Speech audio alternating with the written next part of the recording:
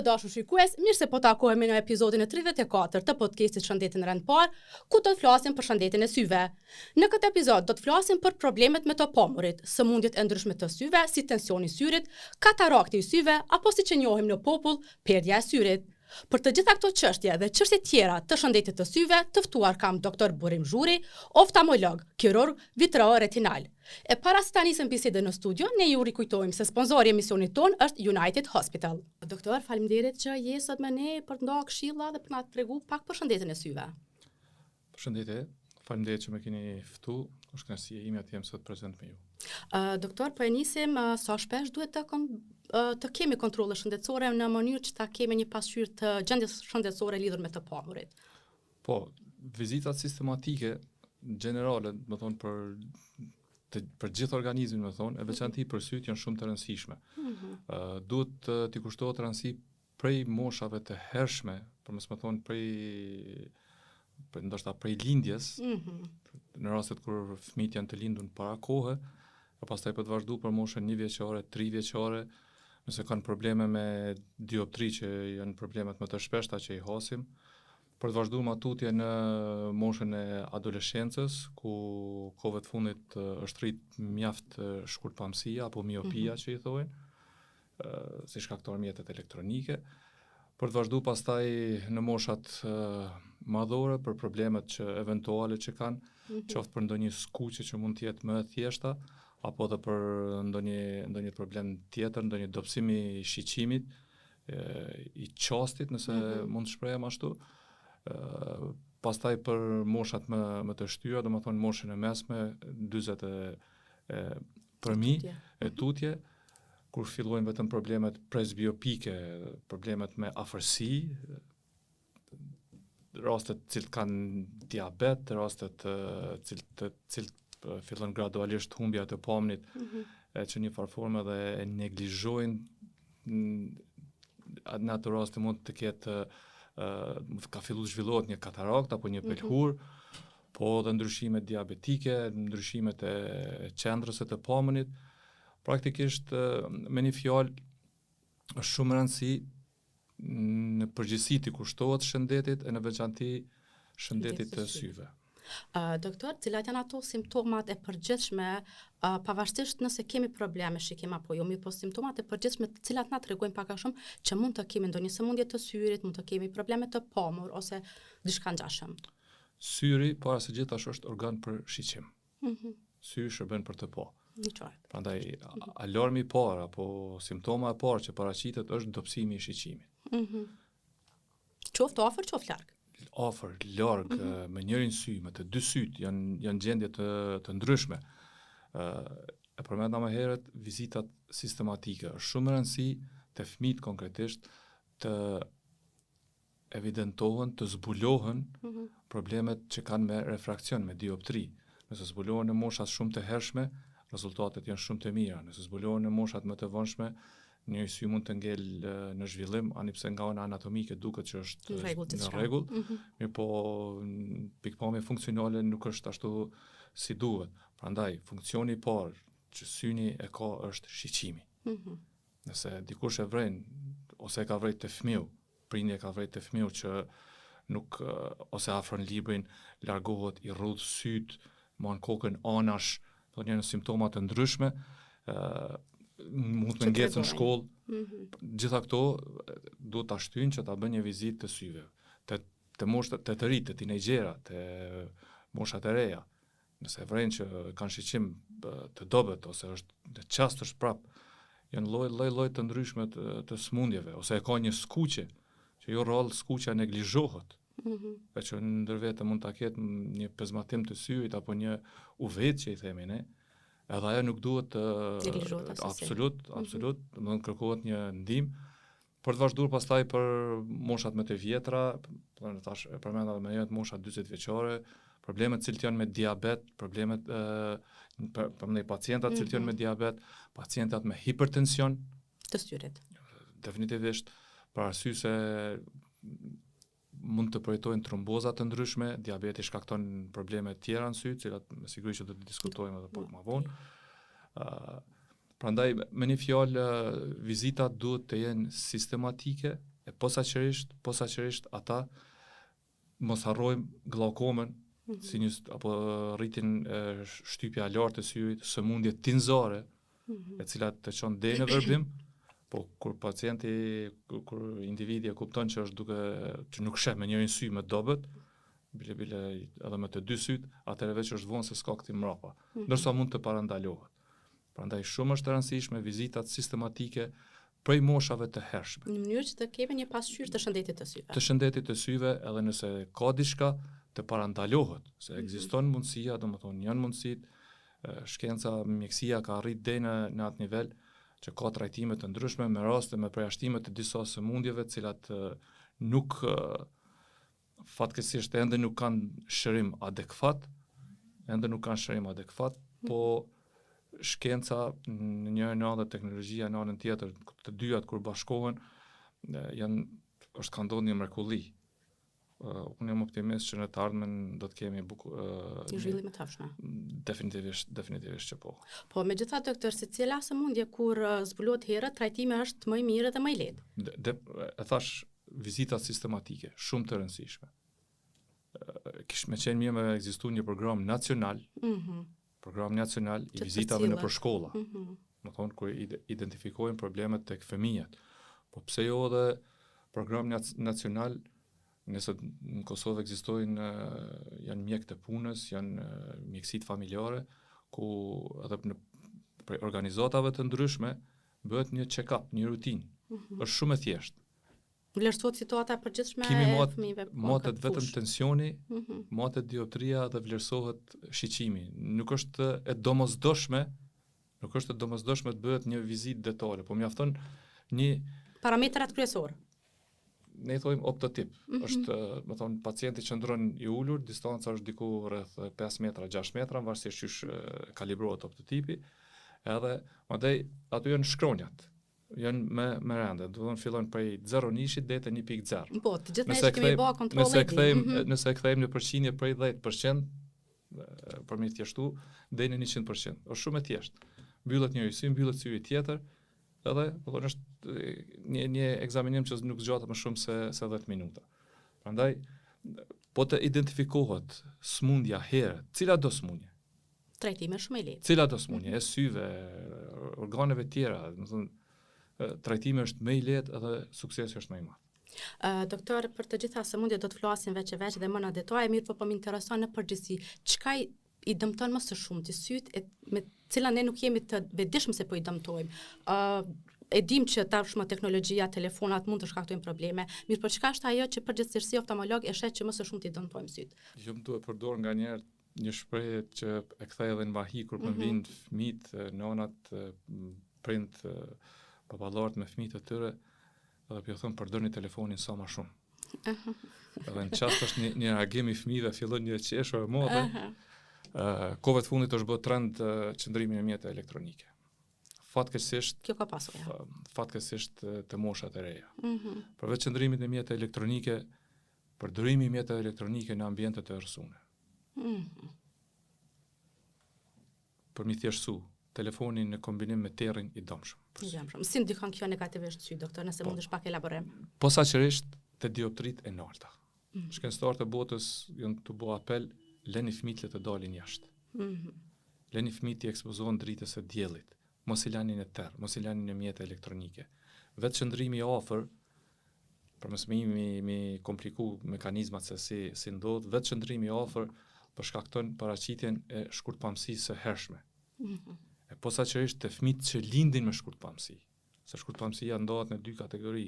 Shkurtpamësia e lindur apo patologjike dhe shkurtpamësia shkollore, e cila shfaqet te tinejdgjerat, shfaqet në klasën të mosha 10-11, që mund të shkojë deri në -6, ndërsa që është miopia apo shkurtpamësia shkollore, edhe shkurtpamësia patologjike që -6 e tutje që vjen me -12, -15, -20, që me të vërtetë është shqetësuese.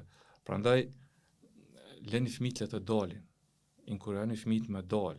Unë e di që nuk është situata si ka qenë para, ndoshta në kohën kur ne kemi qenë fëmijë, kur qëndrimi jashtë ka qenë më i sigurt, më i lehtë. Kur s'ka pas mjete teknologjike.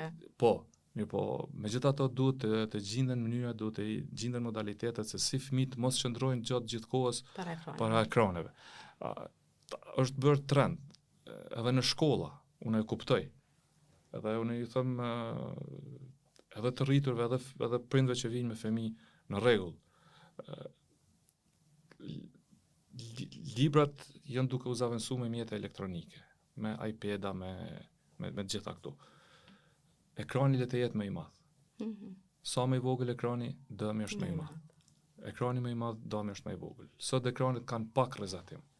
Nuk janë si ekranet e mëhershme që kanë qenë me rrezatim më të madh. Sot ekranet janë LED-at, do thonë rrezatimi është i vogël, por megjithatë më mirë në ekran më të madh se sa në ekran më të vogël.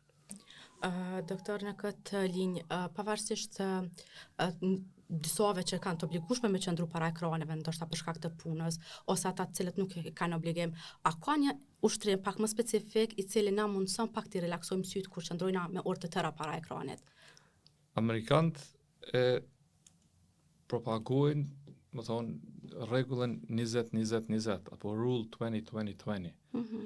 Sipas tyre, më thonë, çka është rregulla 20-20-20? Çdo 20 minuta për 20 sekonda shiqoni në 20 fit. 20 fit nëse ka bosh është 6 metra. Me pa larg, më larg.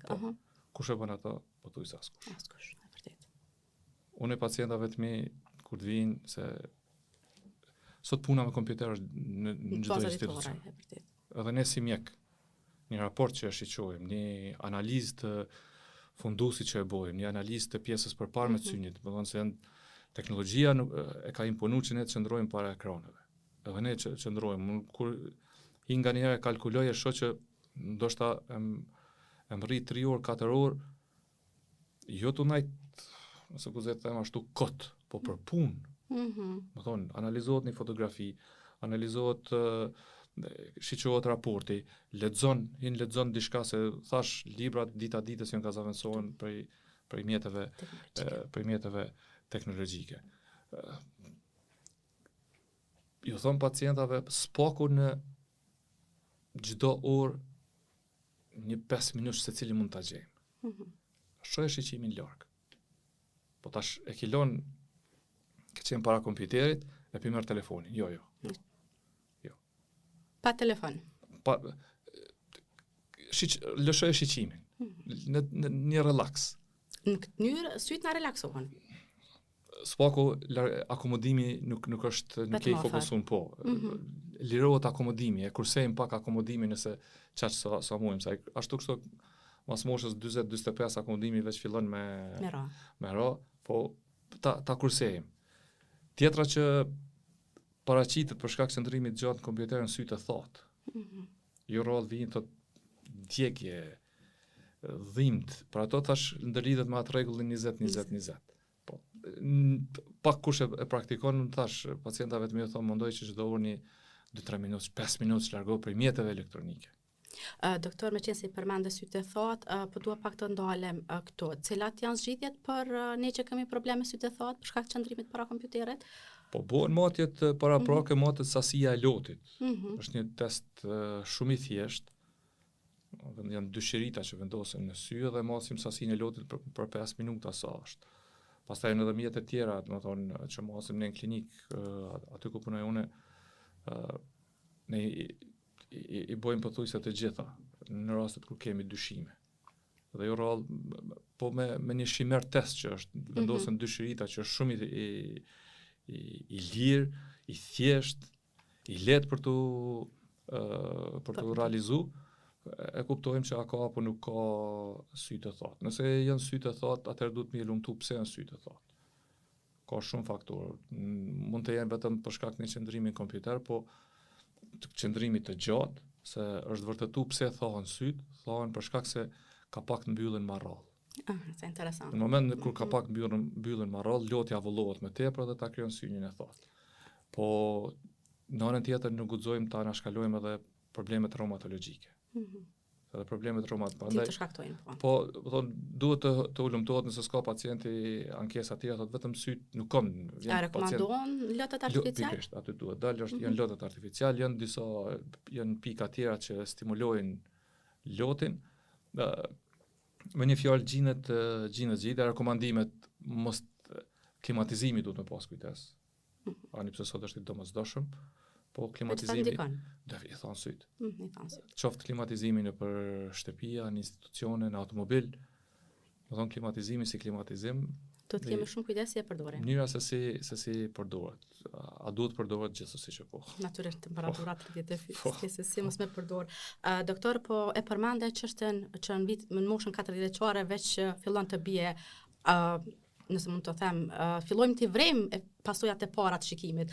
Në këtë linjë, a mundësh me na tregu pak kur fillojnë sytë me na plak në farë mënyre? A nisë edhe syri me pa moshën? Po, synje përjeton moshën, si këtë organizmi. Po, duhet ta qartësojmë. Po e marrim një njeri, një pacient, një njeri që qoftë mashkull apo femën, e kam rri moshën 40-45, nuk ka bajt syze kur, shiqimin për largë ka shkelqyshëm, më thonë të këta, ne i themi janë pacienta e me trop, që nuk kanë dioptri fare, fillojnë problemet me afër për shkak se një muskull që është brenda në sy, edhe thjerëzën që e kemi brenda në sy, gradualisht e humb elasticitetin. Me humbjet e elasticitetit, humb edhe aftësia e akomodimit apo adaptimit për me pa afër. Është shumë individuale te secili. Dikush është hyrë deri në moshën 50 vjeçare, te dikush fillon me 40, posaçërisht ata që kanë një dioptri plus të vogël, ne i themi hipermetropi latente, te as ai nuk e din që e ka, ndërsa shiqimin ende e ka mirë për larg, kështu që prej mosë është 45 që ne në literaturë kemi mësuar 45, po paraqitet edhe me 40, po ka që vjen me 50, 52 thot tash ka fillu. Realisht i ka fillu ma heret, po ne shka bojmë... Pastaj i ka vrejt tash. E kemi një telefon. Edhe në moment që shohim që s'jemi të pa mirë, e largojmë. Dhe bon kur nuk mujmë i largu dhe atë e shohim nevojën për syze. Doktor, po dua pak vëmendjen ta kthejmë edhe te fëmijët. Në çfarë moshe është mirë që t'i bëjmë kontrollet e para te oftalmologu për fëmijët? Kur rekomandohet? Po. Edhe nëse nuk kanë probleme, është fjala. Po. Te fëmijët e shëndorë që kanë lind me kohë, kanë peshë të mirë, është mirë që nuk kanë ndonjë devim të syve, nuk kanë ndonjë skuqje, nuk kanë ndonjë lotim, se mjafton në vitin e 2, eventualisht vitin e 3 të jetës kur fëmia është komunikativ. Se në klinikë ku punoj, unë punoj te klinika Kubati, aty ku punojmë kemi mjetet edhe për mimat dioptrin për fëmijë. Nëse vjen një fëmijë dhe e kemi gjetë që i ka 2 vjet, 3 vjet, motet që i kemi bo e ka +2, +3 dioptri, nuk i shkruajmë syza. Pse doktor jo? Pra sy se fëmia ka më rrit, të rrit fëmia rritet edhe synje dhe ai +3 dioptri, faktikisht fëmiu lind me dioptri, ajo neutralizohet. Një qartë. Mirë po, rastet kur ka lind fëmiu edhe i loton synji. Ata kemi të bëjmë me kanal të lotit, është kanali i lotit i mbyllur. Më thonë, nuk është e rrallë. Vjen nana, vjen prindërit dhe sjellin. Fëmijë thot piloton edhe pi qelboset. Me një masazh, teknika masazhës, është i shpjegohet prindit se si duhet bëhet masazha korrekte, që është shumë e rëndësishme se plot vinë thotë që bëjmë masazhin, por kur shohim që s'kan bëu masazh korrekte. Duhet bëhet masazha korrekte, duhet demonstrohet se si bëhet masazha, edhe të bësh shtypje në qesën e lotit. Mund duke e bërë masazhin, e qelim kanalin e lotit edhe aty përfundon. Nëse nuk arrim me masazh ta zgjidhim problemin deri në vitin e parë të jetës, atëherë është teknika tjetër, duhet sondimi. Mirë po, nëse bëhet masazha, atëherë shkon çdo gjë pandaj tu vështirësu, tu shku drejt intervenimit kirurgjik. Ideja është në këtë rast mos ketë intervenim kirurgjik, po veç me një masazh të zgjidhet problemi i kanalit të lotit. Janë devijimet e syrit apo strabizmat. Që mund të jenë të shfaqen prej lindjes, mund të shfaqet me moshën 2-3 vjeçare, por shfaqet në moshën 5-6 vjeçare. E pse shfaqet strabizmi të tash? Janë lloje të ndryshme strabizave. Strabizmat divergent, convergent, hipertropit, përmes me numëru të gjitha. Në popullat njihen si syri gem, syri shishi, ato janë terma lokale, se ashtu të vinë dhe thot doktor thot ka qenë mirë dhe ju ka shfaq. Kur e shohim mund me qenë një dioptri. Zakonisht plusi jep strabizmin konvergjent apo devijimi i syrit njëjtë sy, jo të dyve. Ka raste kur të devijojnë të dytë. Strabizmet të rastet kongenitale, po të njëjtë sy devijon qofti majti, qofti djathti, e shohim që ka dioptri, zakonisht në këtë rast e hasim dioptrin plus, zakonisht,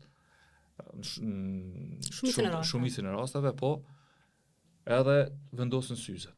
Ka raste kur syri drejtohet komplet me syze, ka raste kur drejtohet pjesërisht me syze. Ja, ka raste kur nevojitet intervenim? Ndërsa pjesa tjetër që nuk është korrigjuar me syze, korrigjohet me intervenim, kur të jemi të bindur që e kemi arrit zhvillimin e shiqimit të ai sy. Se zakonisht sytë që devijojnë ngecin e shiqim, ne i themi sy amblyop ose sy dembel. E tash ne fillimisht e caktojmë dioptrin, e luftojmë dembelinë e syrit, e nëse nuk drejtohet syni, nuk është drejtuar komplet, atëherë vjen shprehje edhe intervenimi kirurgjik. Ndërsa të rastet kongenitale mund intervenohet edhe më herët, për më thonë prej moshës së hershme, kur fëmia veç ka lind me të dy sytë, janë teori të ndryshme, po ideja është që më shumë mi zhvillu, mi ndihmu fëmiu ta zhvilloj shiqimin sa më shumë. Sa më shumë. Doktor, fëmijët kryesisht kur fillojnë klasën e parë ose parashkolloren, më lehtë i vrejmë ndonjë pasojë ose ndonjë problem me shiqim. Megjithatë para kësaj moshe është pak më vështirë si prind të dimë që ka probleme. Cilat janë ato simptome që mund më na tregu si prind që fëmia mund të ketë probleme me sy? Fatkeqësisht jo gjithmonë detektohen. Jo gjithmonë detektohen. Po, thash, është shumë e rëndësi, kontakti parë është primi. Po, tash, kam fillu në fëmijë shkojnë me moshën 1 vjeçare, 2 vjeçare, qojnë për kopshte. Jo rrallë ndodhë që edhe edukatori ja vrejnë.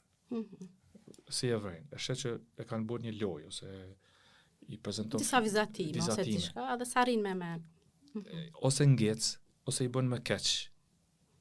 Ose e kam vrejtë disa fëmijë që kanë dioptri të mëdha, janë më agresiv. Sa i fëmijë nuk di si ta shpreh revoltën e vet. Pse atë revolt? Po s'është po. Nuk është po, është ma temperament, prandaj janë shumë edhe thash vizita sistematike. Kish me qenë një gjë shumë e mirë nëse arrin bën vizita sistematike. Metodë efikase për shumë e thjeshtë, spulimin e hershëm. Pikërisht. Doktore, përmendëm pak ndikimin e teknologjisë tek fëmijët, apo ka raste më shumë të fëmijëve që kanë nevojë për syze si pasojë e përdorimit të teknologjisë? Kohëve të fundit, sidomos shkurt pamësit apo dioptrit me minus. Dioptrit me minus janë të rritur. Une, si më thonë, bëj një analizë dhe diskutoj edhe me kolegët në punë aty. Ne s'kem pas shumë shokët edhe shoqet gjeneratës që kanë pas syza. E posaçërisht probleme me larg. Sot shumë fëmijë kanë probleme me larg. Kush e nxit shkurtpamësinë, miopin. Po flas tash te miopia shkollore, se ka më herët, janë dy lloje të miopisë, miopia shkollore dhe miopia patologjike. Kush e nxit? Puna në afërsi. Puna në afërsi është leximi. Po sa kohë kalon fëmia me lexim edhe me detyra, një fëmijë klasës 2, klasës 3, klasës 5. Se e përmbledhim krejt, nëse arrin ai 2 orë, 3 orë me kry ato, është më i mirë në shkollë. Po pjesa tjetër çka ti bëjmë? Këtë rast mjetet elektronike. Thash, sidomos telefonat, është kriju një praktik, na pidim që është një zgjidhje, po fëmijëve të jepën telefonat prej, mos më thonë 6 muaj. Çfarë kuptimi? Në orat kur dojmë ju ushqy fëmijët. Ja shon telefonin, ja lëm përpara. Më mirë shoh televizion. Më mirë diçka më larg. Po, më larg. Jo afër. Ose i tablet edhe marrën në distancë. Jo këtu mi pru fëmijë. Marrën në distancë. Prandaj kjo është njëri prej problemeve që përshfaqet me mjete elektronike. Tjetra ndikon në anën sociale të fëmijëve. Syt po, dhe ana sociale, fëmijët kanë filluar të bëhen më egoista, më asocial. Po, kanë të sjellje tjera. jo të ne, këtë botën, kjo është problem botënor. E që ka me herët, shkencëtarët janë të bua apel, lëni fëmijët me dalë jashtë. E posaçërisht të fëmijët që lindin me miopi të larta, me shkurt pamësitë e larta. Në kujdesi te këta do të jetë edhe më i madh. Edhe më i madh, përfundimisht që po. Përfundimisht që po. Dhe kur rritet dioptria, që është e kemi një teenager ose kemi një fëmijë të klasës 5, është orë me -1, tash a rrin çaj -1 aty apo zhvillohet deri sa të përfundon procesi i rritjes. Zhvillohet. Nëse ka filluar me -1, mund të shkojë deri -4. Sa më shumë që e provokon, tash prapë kthehem te leximi. Po çka ti bëjmë telefonit. Problemi kryesor është te telefoni, jo leximi. Për mu po. Jo për mu po, dhe për shumicën. Për shumicën, për shkak se tash fëmia 2 orë, 3 orë nëse arrin me mësu kryen të dyrat për 2 orë, 3 orë. E vërtet. Sidomos tash me qëndrim tërditor që Pikërisht. Doktore, përmende miopin, po dua të ndalem te përcaktimi i dioptrisë për personat që kanë probleme shikim. Ne zakonisht jo referohem, shohim larg ose shohim afër probleme shikim. A na tregon pak për miopin edhe hipermetropian? Po. Do thonë dy probleme, është probleme refraktore, hipermetropia, miopia edhe astigmatizmi, që është kombinim që mund të më qenë astigmatizëm hipermetropik, astigmatizëm miopik, edhe astigmatizëm i përzin. Njëna pjesë o plus, tjetra minus. Synit, më tonë, është të forma synit është. Hipermetropia tash fëmiu lind me diku me +3 dioptri. Me kalimin e moshën 2 vjeçare, 3 vjeçare, çaj +3-shi neutralizohet. Edhe fëmia e ka dioptrin 0. Po mund të lind me +5, +6. Nëse na vjen 2 vjeçor edhe shohim që e ka +5 dioptrin, pasi që të qiten pikat. Se shihet, më thonë vrejet. Qesin pikat, ne I themi cikloplegji, më thonë pika për zgjanim të bebzës. E pse zgjerohet bebza? Pse dëshironi me zgjeru bebzën para se? Për ta kuptuar se sa është dioptria reale, se e kemi refraksionin objektiv dhe subjektiv. Objektivi është me pika. E përmenda më herët akomodimin. Një fëmijë mund ta ketë dioptrin +5. +5, +6. Kur e bëjmë matjen e parë, pa I qit pika, mund të na jep minus, që du të pas kujdes, që mos të bijmë në grack, po mund të jep një +1. Kur I qesim pikat në del +5. Do të thonë kjo është objektive. Është problem. Na del +5.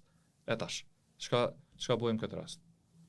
Gjithsesi syza. Nëse fëmia është me 2 vjet, 3 vjet syza, edhe të tjerë nëse e shohim. Ka raste kur me +3, +4, fëmiu e ka shiqimin 100%, edhe me të djathtën edhe të mbajtin. Po prini e bjetët ka filluar një kokdhimbje të pazakont. Lodhet të lexu, I djegin syt, kur e shohim e ka +4, +5. Ani pse shiqimi është I mirë. E kundërta hipermetropisë, miopia.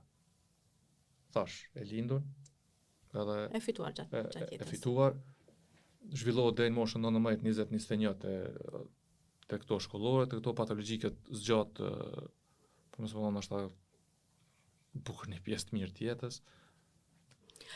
Doktor, periudhat e fundit shpeshherë është rekomanduar të bëhet laser të syve. Cilat raste rekomandohet të bëjmë laser të syve për me përmirësu shikimin ose për me përmirësu dioptrinë? Eliminimi I dioptrisë me laser është metodë e cila na mundson eliminimin e syzeve. Ja është e përhershme, doktor, apo ka periudhë? Po. Para se gjithash janë kriteret, janë rregullat që pacienti duhet t'i përmbush për të qenë kandidat për eliminim të dioptrisë me laser. Në klinikën tonë, në klinikën Kubati, para moshës 20 vjeçare, raste të rralla të moshat 19 kur kanë dioptri plus, I rekomandohet. Nuk I bëjmë operacion. Do me thonë, duhet t'jesh pas moshës 20 vjeçare. Rregulli është Mirës është me qenë 20 vjetë, e tutje. Kjo është në 1. E dyta, dioptria me qenë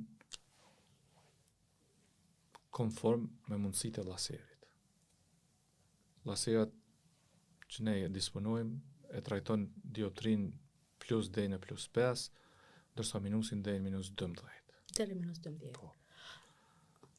Realisht, te plusi deri në plus 3 është 3-4, do të thonë varësisht prej situatës. A kem trajtu deri minus 12, unë e kum trajtu deri minus 10, 11, do thonë janë disa fatmirësisht nuk ka raste shumë. Kushti tjetër është stabiliteti dioptrisë, posaçërisht te minusi. Çka nuk kupton kjo? Se plusi nuk ndron, plusi mas kur syni rrit plusi nuk presim do në moshën 18 vjeçare pi plus 2 më bo plus 4, nuk presim, nuk bëhet, nuk ndodh. Minusi mundet. Minusi mundet në moshën 18 vjeçare, pi minus 2 gjys, me 20 vjet më shku deri minus 3. Për ato e presim. E shka bom tash në bom operacion me 18 vjet, ke minus 2 gjys, për vjen me moshën 20 vjet, ju ka paraqit dioptria. Po është paraqit se është prandaj kushti tjetër stabiliteti i dioptrisë. Minimum 1 vit. Vjen pacienti. Që mos me tluj dioptria. Mos me lëviz dioptria. Okej. Prap qiten pikat, bëhen matjet gjitha ato. Tjetra, sasia e lotit. Shumë e rëndësishme, përmenda pak më herë. Ka raste kur cili është kriteri, cili është minimumi. Tash janë disa shirita, vendosen shiritat në sy. Nëse është 10 mm, e përmi realizohet, më thonë, është kandidat për intervenim. Nëse është 90 mm, nuk realizohet, nuk është mund mi pas përjet atë problem, dhe mës me qenë kandidat për intervenim. Tjetra, trashësia e kornesë. Aty edhe ku kryhet intervenimi. Që është njëra prej, për mësë më thonë, prej kritereve eliminuese që po, nëse kornea e ka formën e rregullt, ka trashësit mjaftueshme, mund të realizohet. Po tash edhe trashësia e kornesë, vetë trashësia e kornesë na imponon cilën metodë mi zgjedh. Se janë disa metoda se si bëhet eliminimi i dioptrisë. Është metoda e llasikut, ku krijohet një palë, një flap, një premje bëhet në sipërfaqen e synit me shumë e hollë, edhe ngritet përpjet edhe vepron laseri. Te këto raste, do thonë, kur realizojmë lasikun, kur kornea është e trash më shumë se 500 mikrometra. 520, 530. Do thonë, nëse është në 500 mikrometra, nuk mund të realizohet lasiku. Atëherë vjen metoda tjetër. PRK apo tashkove të fundit me laserin e ri që kemi transPRK, se ka avancu shumë. Teknologjia. Po, ka avancu shumë. Prandaj janë shumë kriteret cilat merren parasysh para se të bëhet një laser. Çanohet bebza pastaj. Shiqohet a ka ndonjë problem në thjerz, ka raste kur vjen me një katarakt lindjes, që ka prej lindjes. Nëse intensiteti i kataraktës është jo i madh, nuk është ka pengon në shiqim, por gjetje e rastit, ajo është kandidat. Por nëse katarakta është e madhe, pelhurat, më thonë të 20 vjeçar, 25 vjeçar, atëherë nuk është kandidat për intervenim. Një laseri është metodë e përhershme doktor që rahatosh për ta jetën apo është në 98-99% të rasteve dioptria nuk kthehet. Në 1% të rasteve dioptria kthehet. E pse në ato raste 1% kthehet? A dihet shkak? Sa më e madhe është dioptria, gjasat për më kthy janë më të mëdha. Po flasin këtë rast për minusin. Për minusin. Po. Sa më e madhe është dioptria, gjasat për të kthy dioptria janë më të mëdha. E cilë persona doktor nuk guxojnë të bëjnë laser të syve? Shumë bukur. I ceka kriteret që duhet të plotësohen. Nëse kemi një pacient që vjen me sy të thatë, ai nuk mund të më bëjë. Qysh e vërtetojmë? Unë i bi disa herë pacientat. I qesim pika, hajde matet sasia e lotit dhe shohim nëse edhe pas disa tentimeve sasia e lotit është 5-6, ai nuk është kandidat. Me këtë çorë, po ti nuk mundesh të bëj operacion. Nëse kornea është aq e hollë, saqë edhe me transPRK, me këtë metodën tjetër që nuk bëhet premje, edhe që është e dizajnuar, është e parapone për korne të holla. Mirë po, pas matjeve, pas kalkulimeve që bëhen, trashësia e kornesë, se çka bën me një fjalë laseri gryn. Laseri gryn. Tash kur të gryn e të hollon kornen. Do të thonë trashësinë e kornesë e të hollon. E të hollon. Të hollohet kornea. Edhe nëse një pacient ka kronin 450 mikrometra, po ka dioptrin -7, -8. Bon kalkulimet, edhe shohim që trashësia e parapane pas intervenimit është në 9-300 mikron. Ai nuk është kandidat. Ai nuk është kandidat edhe duhet me pas shumë kujdes. Unë ju them, keni kujdes të unë jo se jo, të ne jo se jo, po keni kujdes për premtimeve, se pastaj shfaqen probleme tjera. Mund të vjen me një dioptri që është -1, -1,5, çaj astigmatizmi nëse ju kujtohet që përmenda më herë. Bëhet topografia korneale del që është keratokonus. Është kontraindikacion. Që në asnjë mënyrë nuk guxon të bëjë. Absolut jo. Absolut jo. Prandaj janë disa për ato ekzaminimet zgjasin, një pacient që vjen që është interesuar për me eliminu dioptrinë, ekzaminimet mund zgjasin deri në 2 orë. Një matje, një pikat, që më vërtetu çdo gjë. Ekzaminimi i fundusit, nëse shohim që ka ndryshime në fundus, mjop zakonisht kanë. Mund të pas ndryshime degenerative, kur retina është më holl, mund të pas vrima në retinë.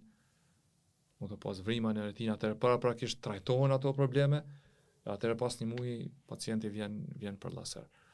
Edhe metodën si metodë kur ta zgjedhim duhet me pas, diskutohet me pacientin. Qysh diskutohet? Diskutohet në atë mënyrë që çfarë orientimi ka, orientimin jetësor që ka, në kuptimin me çka mirësh, çka punon, sa rrin në kompjuter, cilat janë aktivitetet, a është tip sportiv. Ka disa thot se tipa sportiv që janë transferkoja është e shkëlqyeshme. Po që ndoshta procesi i rehabilitimit është më i ngadalshëm, zgjat pak në raport me llasikun. To është metodë më mirë për ta. Po se nuk e krijojmë flopin, nuk janë domethënë faktorë të ndryshëm që na çelin rrugën, na japin rrugën, na kanalizojnë, se cilën metodë ta zgjedhim gjatë gjithë kohës, domethënë të merremi vesh në bashkëpunim me pacientin. Pacientit i sqarohet çdo gjë, qoftë edhe për komplikime të mundshme. Para se ta marr vendimin. Definitivisht, për komplikime të mundshme që 1% të rasteve. Doktor, po duat pak të flas me qenë se jemi ka fundi e emisionit edhe për kataraktin e syve. Në popull e njihim si perdja e syrit, pëlhura e syrit, a na spjegon pse vjen deri te një pëlhurë e syrit dhe cilat janë simptomet që mund t'i kemi? Thash më herët, syri është për të pa. Nëse një 50 vjeçar, 60 vjeçar, 40, ka raste kur paraqitet më herët, fillon të dobësohet shiqimi, duhet bëhet gjithsesi një ekzaminim. Më shpeshta që e hasim është katarakta. Katarakta. Po. E pse vjen doktor? Është plakja e syrit apo pse? Nuk ka përgjigje të specifike. Disa ushqimi është vetë proces. Ndodhin procese degenerative në thjerz, turbullohet thjerza, ndo procese oksidative që ndodhin aty brenda, edhe vjen deri te turbullimi i thjerzës. Cila është teknika e operimit? Do thonë teknika shkon me fakoemulsifikim, ku përmes aparatit që është i posaçëm, në për 2 ose 3 vrima, varësisht prej teknikës cilën e aplikojmë,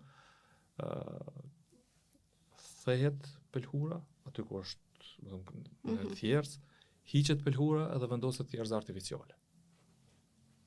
Tash thjerza artificiale të llojeve të ndryshme, thjerza standarde, thjerzat EDOF kohëve të fundit që janë shumë popularizuar që zgjidhin edhe problemin e distancës së mesit, edhe thjerzat me shumë fokuse. Ja, mundet të trajtohet një herë dhe të shfaqet përsëri, apo nëse trajtohet një herë? Pëlhura. Është katarakta sekondare që është shumë e lehtë për të trajtuar. Atëherë bëhet me një laser, do të thonë, është metodë, është punë nuk realizohet në sallën operative, do të thonë realizohet në ordinancë, po, ndërsa është shumë e rëndësishme zgjedh thjerzën. Pacientit prapë në këtë rast duhet t'i sqarohet. Nëse vendosim thjerzën standarde, kemi pas nevojë syza për afër gjithsesi. Nëse vendoset thjerza EDOF, thonë prapë syzat për afër me raste, po shiqimi është më i mirë dhe distanca e mesit, që është shkalla, trotuari, moshat e vjetra, ushqimin në tryez. Edhe thjerzat multifokale që zgjidh edhe problemin për larg, për distancë të mesit edhe për afër. Edhe aty është diskutimi, prandaj është shumë e rëndësishme edhe për zgjedhja e thjerzave.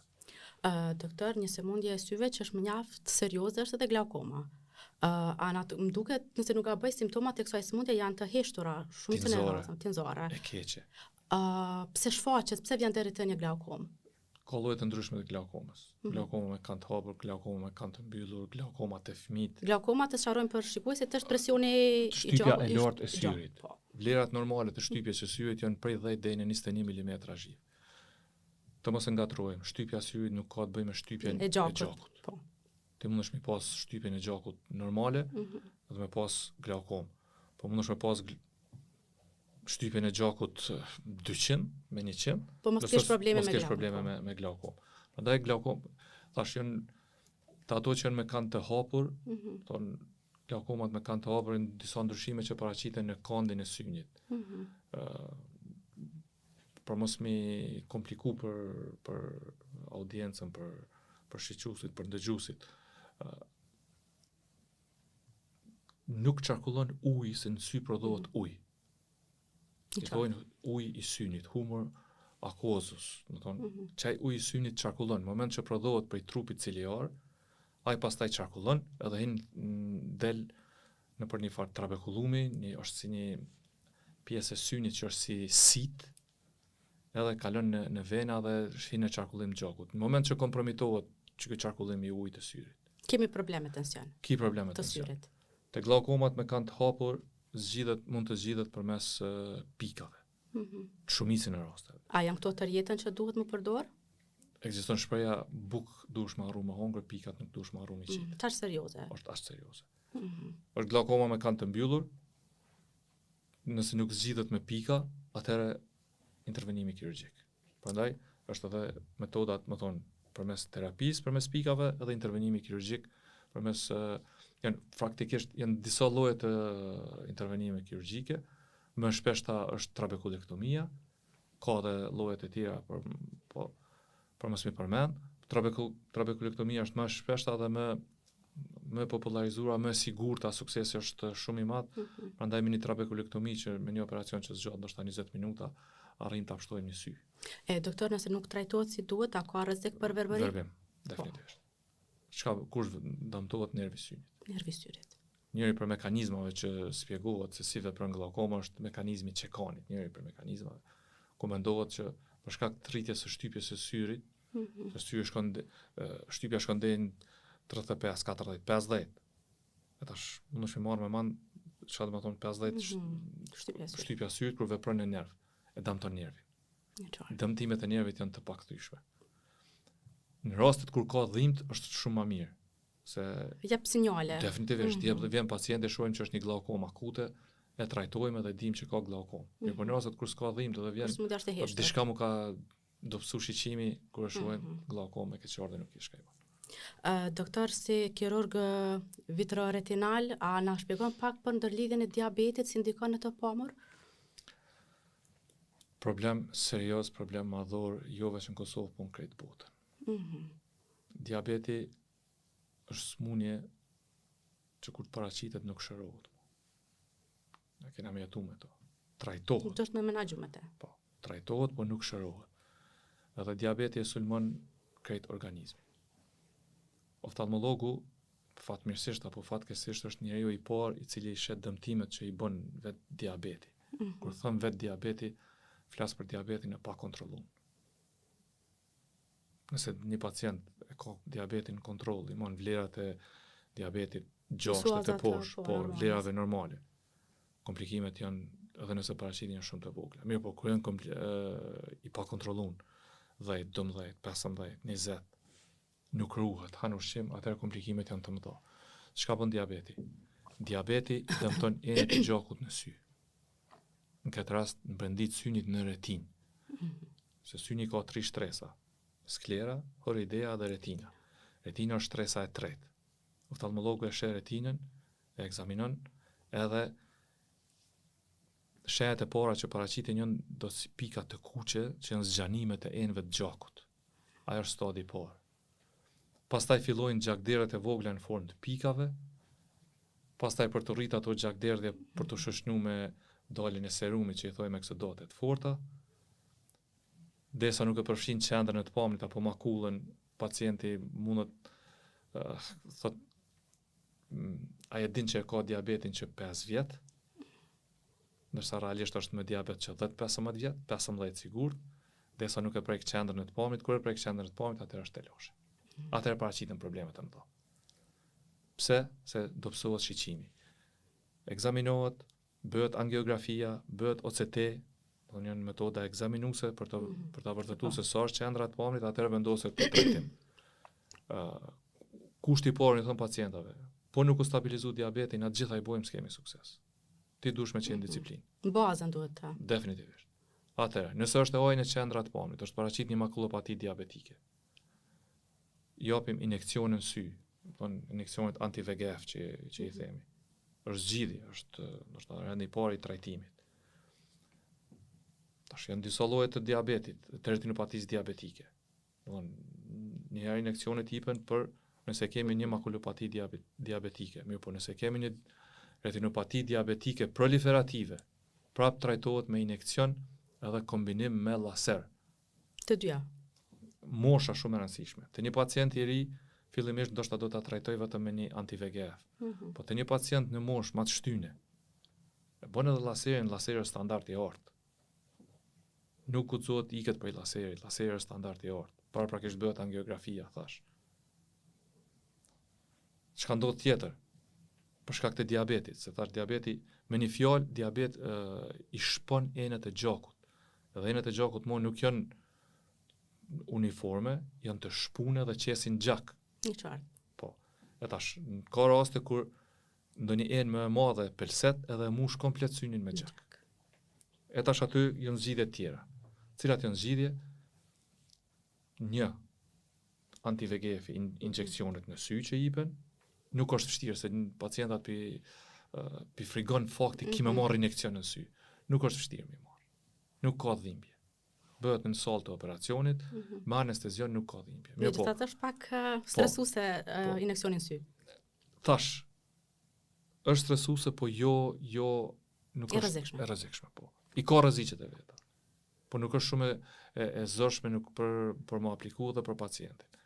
Po në rastet kur nuk tërhiqet gjaku, kur vinë stadet të avansuara të diabetit, retinopati diabetike proliferative, ku ka membrana, ku ka ablacion të retinës, ka tërheqje të retinës, atëherë vjen shpreh kirurgjia vitroretinale.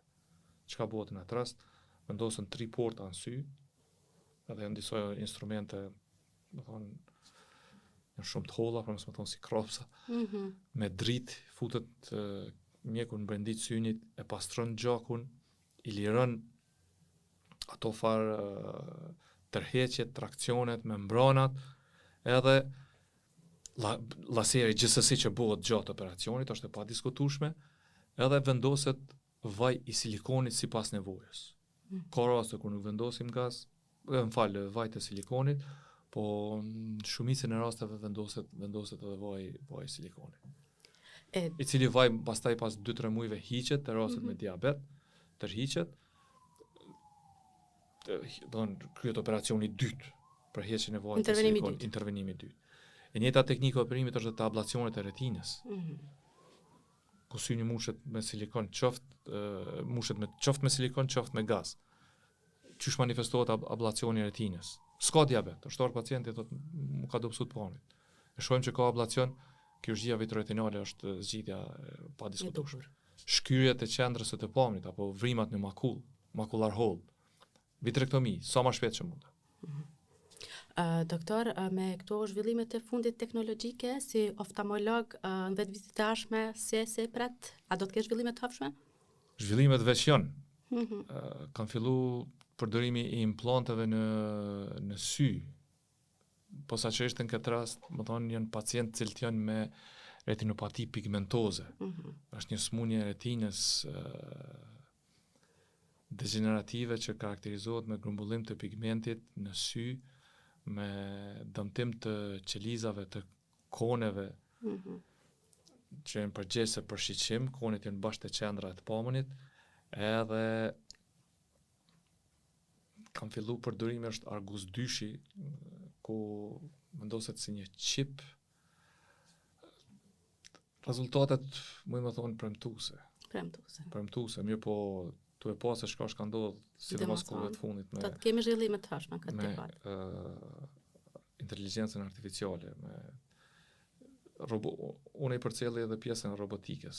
Robotat para 10 vjetë kanë qenë shumë të ngadalshëm, shumë dembel, nëse guxojmë të thonë ashtu. Sot robotika ka ndryshuar krejt. Megjithatë vendin e punës, a do t'ja rrezikoj apo jo, doktor? Jo, do të jetë bashkëpunim. Bashkëpunim. Është pa, do të jetë bashkëpunim. Nuk mundet maqina komplet me zaventu njeriu. E vërtet, e drejtë. Do të jetë bashkëpunim, që do të jetë shumë i mirë së ardhur. Se çdo fushë, çdo dikasë. Posaçërisht retinopatidia pigmentoze. Është luftë, shpenzohen me miliona euro, miliarda, mos më thonë, për me gjithë zgjidhjen, se shtetit më shumë i kushton një njeri i cili nuk sheh, se duhet të kujdeset për të jetën, se sa një intervenim për mja bo dhe mja përmisu shikimin, për mja përmisu të pamjen. Ma herët përmendëm problemet e makullës, mos ta harroj problemet degenerative të moshës. Shumë të rëndësishme. Shfaqen mas moshës 60-65. Prap, cilë ndryshimi, dobësohet shiqimi, deformohet fotografia. Sot me synjen e majt për shumë mirë me të djathin për me qëtë të lakune, të shtramta, më thonë varsisht që shprehet pacienti. Ndryshimet e moshës, edhe ato, 2 forma e langshme, forma e thatë, cilat si trajtohen me kirurgji zakonisht jo, është tentu me kirurgji rezultatet jo bashkë mira, trajtohet me anti-VEGF, që e përmenda ma herët, më thonë sot në tregi kemi edhe në Kosovë, fatmirësisht, ka anti-VEGF për më trajtu, nëse detektohen herët, prapë këthejmë të koha, si një element shumë i rëndësishëm, nëse detektohen herët rezultatet e mira, nëse detektohen vonë, po, qysh mi monitoru, është një test shumë i thjeshtë, i thojnë Amsler test. Kanë qasje krejt bota në ta, veç e shkru në Amsler test në Google, edhe e downloadon një hartë me 4 orë pa pare, pa euro, pa kur gjo, edhe e mbyllin në sy, edhe shikon. Nëse 4 orët janë mirë, nuk i të lashe, nuk i probleme. Nëse 4 orët janë të deformuar, atëherë është problemi me qendrën e të pamjes. Gjitha mundësitë e trajtimit, e diagnostikimit i kemi, mjafton kontrolle të rregullta sistematike. Fatmirësisht edhe në Kosovë, edhe te ne, edhe në klinikën tonë. Nuk po them 100%, po për një 98% i kemi të gjitha, edhe vazhdimisht punohet edhe duhet punohet në përtrirjen edhe të njohurive tona, po të njëjtën kohë të teknologjisë. Thash, bashkëpunim. Inteligjenca artificiale, amerikanë që thonë game changer. Ka ndrulluar. Ka ndrulluar, pa diskutim. Ka ndrulluar, unë mendoj që për të mirë. A do të kesh përdorur, aty se di. Doktor, për fund nëse keni diçka të shtoni, diçka që ja vlen ta përmendje që s'kam arrit me ju pyet. Po, e fillu me misionin me kujdes të syve, me kujdes të shëndetit, më thonë, mesazhi shkon për të gjithë, shkon për prind, për fëmijët e tyre, shkon për adoleshentat, për tinejgjerat, kanë kujdes me mjete elektronike, shkon për njerëz të rritur që janë para ekraneve, të kenë kujdes, sipas mundësive rregullin 20-20-20. Ta aplikohet më shpesh. Nëse munden. Shkon për moshat me të shtyra, nëse kanë probleme me diabet, kanë probleme me tension, bëje një vizit. Nuk i kushton kur gjon një vizit. Ku do bëje? Bëje një vizit edhe merr shumë informata për gjendjen që e ke. Moshat e shtyne, po ashtu. Ndoshta mesazhi tjetër. Fëmijët le t'i dërgojnë prind një vizit, një check-up të syve. Një check-up të syve, se mund edhe degenerimi i makullës, i moshës, edhe ajo është tinzor. Se jo rrallë për shembull ndodh që një sy është shumë i avancuar, sy një tjetër mbetet. Edhe plaku nuk e vren. Ai ka probleme të tjera, ai ka moshës. E shet që me njërin sy pëhet, nuk e vren që është ka shë me një sy. Kur të vjen këto zotni, aq, loke, thot po pa ky më i dop, po çfarë më i dop? Është stadi avancuar. Prandaj kontrollet të rregullta. E hershme, të rregullta dhe të hershme, me një fjalë screeningu është shumë i rëndësishëm. Kisha pas shumë dëshirë që një ditë të ekzistojë një program nacional i diabetit, ku secila ordinancë, secila mjekësi familjare, secili spital e ka një fundus kamerë. Edhe të shkon një pacient me diabet, shkon në qendër të mjekësisë familjare. Këtë çka ka më bësh, më bën një fotografi. Edhe në çat fotografi kanë qasje të gjithë. Mjeku mundet mi vrejt, pas ka një gjakderdhje, edhe referan. Një farë mënyre ka një anamnezë të gjendjes së tij. Pikrisht. Kjo është program nacional. Nuk kushton shumë i pas se cila mjekësi familjare një fundus kamerë. Se në qatë fundus kamerë kam edhe unë si privat që punoj, edhe institucionet shtetë, po. Të gjithë kanë qasje, profesionistët të fjalla. Të gjithë kanë qasje. Natyrisht, se pastaj është çështje privatësisë që po. Po flas për profesionist, po flas për mjekun e syve. Të thash diabeti i atakon syt, i atakon edhe gjitha organet, zemrën, trunin, veshkat, mushnit, janë të gjakut konva, Të gjitha organet, po. Të gjitha. Po syt janë ata që shkakton dëme të mëdha e me raste të riparueshme. Kështu që ka shumë mundësi, ka shumë zgjidhje, thash shumë rëndësi detektimi i hershëm. Nuk e cekëm tumorët në sy. Janë shqyqër zotit fatmirësisht të rralla, po prezente, qoftë e fëmijët, qoftë e të rriturit. Një egzaminim, një check-up I zbulon herët. I zbulon herët, definitivisht. I zbulon herët, kur edhe të fëmijët, nëse prind të shohin që në fotografi konkretisht një sy është i kuq, e ke vërejt refleksi i kuq i synit. Mirë po syni tjetër nuk është i kuq. Mësa në shkalloni. Jo, sinjal, mësa në shkalloni. Edhe të tritunit. Doktor, ishte kënaqësi të kisha në studio sot. Gjithashtu, faleminderit për ftesën edhe një herë. Të dashur shikues, ky është podcasti për sot. Faleminderit që na ndoqët edhe në këtë epizod dhe në të gjitha bisedat që kemi pasur gjatë këtij rrugtimi gati një vjeçar. Për gjatë këtyre 34 epizodave sa ishin, jemi munduar t'ju sjellim informacione të vlefshme nga fusha e shëndetësisë, ku kemi trajtuar tema të ndryshme. Për arsye të angazhimeve tjera, ky është epizodi i fundit me mua si autore e podcastit Shëndeti në Rend Parë, ndërsa nga java e ardhshme, podcasti do të moderohet nga kolegë tjerë. Shihemi në projekte tjera.